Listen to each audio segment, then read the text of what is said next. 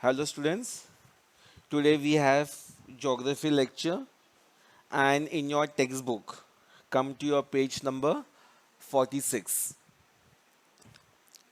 Okay, in the last week we were doing a chapter and the name of the chapter was population. So let us revise what we studied in last week. We studied population growth, which included birth rate, death rate, life expectancy, migration.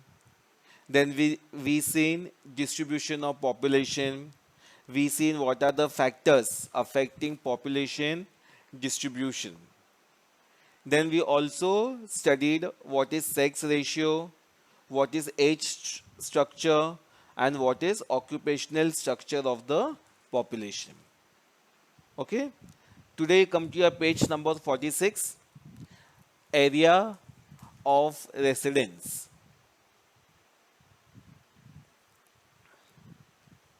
Okay. So on your page number 46, area of residence. You know what you mean by residence, where you're staying, the place where you're living. That is called your residence.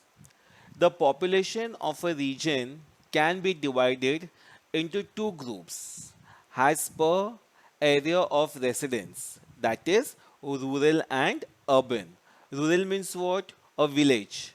And urban means what? A city. So where we are staying in an urban city. People in the rural areas are mainly employed in primary occupation. Primary occupation means which occupation? Agriculture. Agriculture is a primary occupation. And in urban areas, that is in city, the population of people working in secondary and tertiary occupation is large. Now, what do you mean by secondary and tertiary? Here means people are working in industries, some are working as teachers, some are working in the office. The population in rural areas is involved in the production of food grains. So in rural areas, what people are doing, they are producing food. The urban population is dependent on rural population for supply of food grains. And on whom we are dependent? We are dependent upon farmers. Why? Because farmers, they produce food grains for us. Now, try this. We will do in the class when the school reopens. See now what you mean by literacy. In a society, some people are literate and others illiterate. Some people are able to read and write. That is called literacy. And some people are not able to read and write. It's called your illiterate. In our country, a person who can read and write is termed as literate. See, what you mean by literate? A person who can read and write is termed as literate. This definition can vary from one country to another. The percentage of literacy throws light on the quality of the population. Means what? If people are able to read and write, means we have got good population in a country. People above the age of 7 can be classified into literates and illiterates.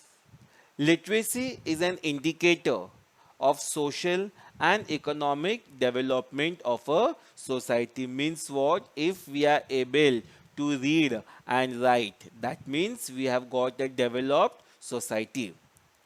If the percentage of literacy is higher, then the country develops socially and economically. If we have got in a country more number of people, then a country will develop socially also and economically also. Why? Because we know what is right and we can do accordingly.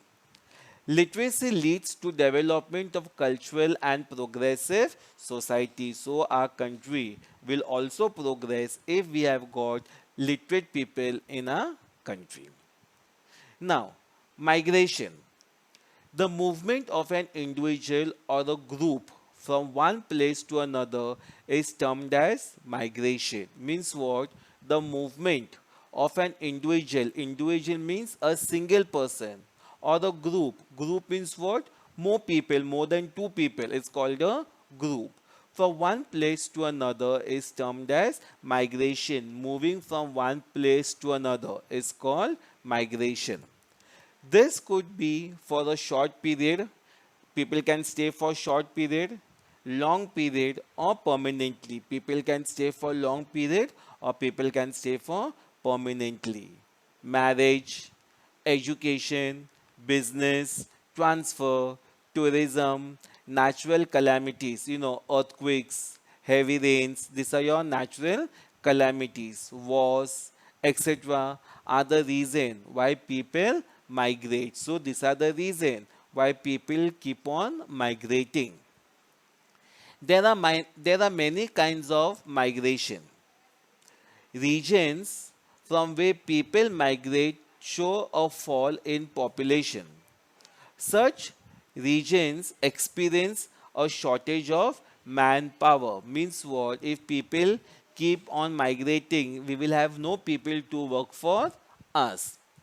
On the other hand, the areas to which they migrate show an increase in population and a strain on the public amenities and facilities. Means if people come to our country, we'll have problems like water problems, staying problems. You can see how trains, buses are crowded because of population is increasing.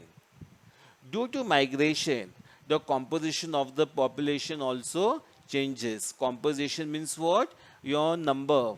The numbers will keep on fluctuating. There will be more numbers or there will be less numbers. Okay. Can you tell this will do in the class? Come to your page number 47. Migration is an important factor affecting the distribution of population. So what is affecting migration of people? Due to migration, there is redistribution of the population of a region. Means again we have to do the calculation. The structure of the population also undergoes a change. Now, the above table has given the percentage of migrant. Look in the table over there. Okay, they have given the percentage of migrants. In the country where the percentage of migrant population is more, job opportunities, good business prospects, the availability of natural resource and economic development are the main cause. Now see, let's see it again.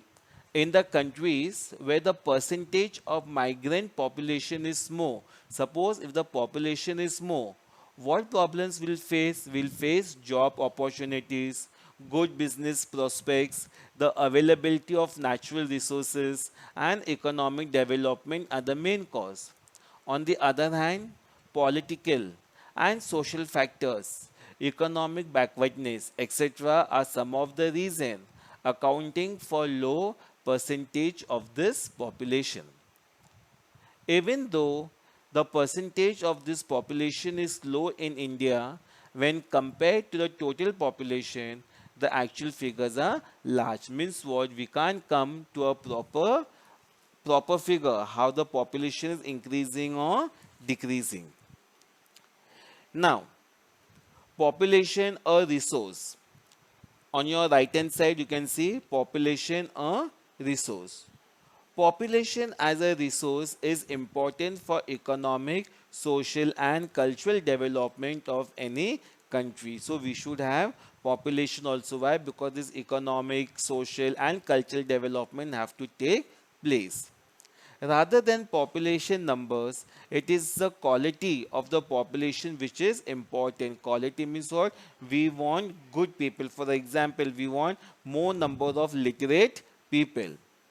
Along with the percentage of literacy, sex ratio, and age group, health, educational level, etc., are also considered while thinking of population as a resource.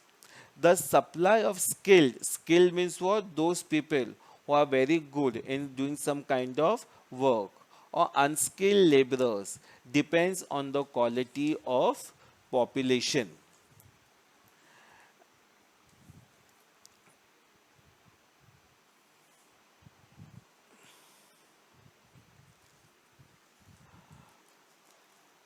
Okay, students, see on your page number 48, you come to this paragraph, Human Development Index. The Human Development Index holds an important place in the study of human conditions related to international economic development. Today, it is commonly accepted that one economic prosperity does not mean development. See, today we can't judge that if a country is progressing because of economic prosperity, it does not mean that a country is developing. This is not just the explanation of individual but also of region or of a country. If we take a particular region, take a particular country. The Human Development Index is used as a yardstick to measure regional development. Means we make a study how much our region is developing. While computing this index, three main parameters have been considered. So, three main factors. Parameters mean we have to consider three main factors. And which are the three main parameters? First is economic parameter, that is your standard of living. Health parameter, life expectancy. And educational or education parameter, that number of years of schooling. The values of Human Development Index range from 0 to 1. Highly developed regions have a value close to 1, and as the level of development goes down, the value of HDI, that is Human Development Index, decreases. In an area with very little development, the value of the index is close to 0, means certain points are given and the points are between 0 and 1. If your area of your region is good in development, we give as a point 1, and if there are less development, we give as a 0 point. Now next thing, density of population in Maharashtra. Come to your paragraph on geographical explanation. Those questions we will solve in the class with the help of a map. While considering the district-wise density of population in Maharashtra, the following features stand out. Population density is less in eastern district of Maharashtra, while they are more in the western district. Higher density indicates urbanization and higher levels of industrialization. Urbanization means that we are in the process of becoming urban, and industrialization is a process of setting up more number of industries. Therefore, Mumbai city district and Mumbai suburb district, Thane, Pune and Nagpur district have higher density. The rain shadow district as well as the district in the extreme east which are densely forested show less density. Densely forested means what? If there are more number of forests, there are many hill regions, mountains, there the population is show less density, means the population is very less. Now, in your textbook page number 50, look at the picture that I've given over here. See, in 1810, the population was more. There were more number of people. How many people are there? Just count over there. There are only 8 people in that picture. See, in 1910, the population became little less. How many people are there? 1, 2, 3, 4, 5, 6. And in 2010, there are only 3 members in the family. So by looking at these pictures, we can say how our population is becoming less. We had joint family in 1810 and 1910. It is showing the picture of joint family. And in 2010, it is showing a picture of a nuclear family. Okay, student? So, hope so. We have understood the entire chapter of population. I will send worksheet try to solve them, and next class we will try to solve those answers. Thank you, students.